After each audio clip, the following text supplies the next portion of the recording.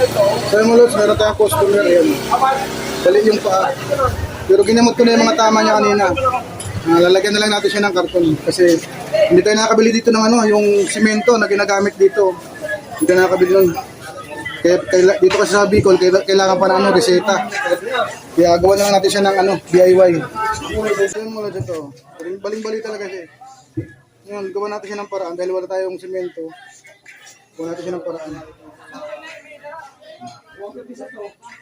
Ito lang lagay natin muna ang karton.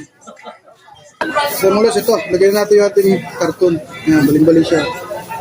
Sabi ko sa sa tagsalire o yung kanya, i-update na lang ako pag dumating. Kaya pasahan ako ng video. Ganito na yung pagkabit ko. So, hindi tayo nakabili ng pang simento dahil wala tayong reseta. Kailangan may reseta para makabili ng pang simento.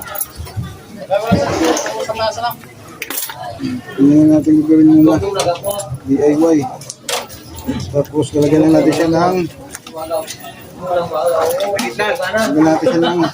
tape.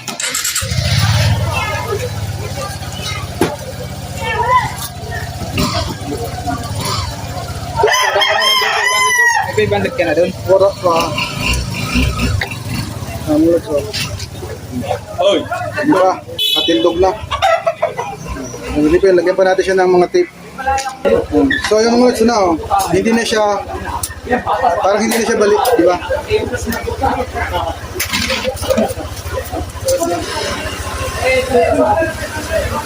Di ba? Ganyan lang yung ginagawa ko mga lods kasi wala tayong pang walang simento o hindi tayo pinagbibilihan ng simento sa butika kasi wala daw tayong reseta. Ganyan lang ginagawa ko pagbalik yung pa. So mga lods to, tapos natin siyang gamutin. Sana magka-recover. Pero karamihan talaga ng bali yung pa nakaka-recover. Depende na lang sa nag-aalaga. Mga lods, thank you for watching.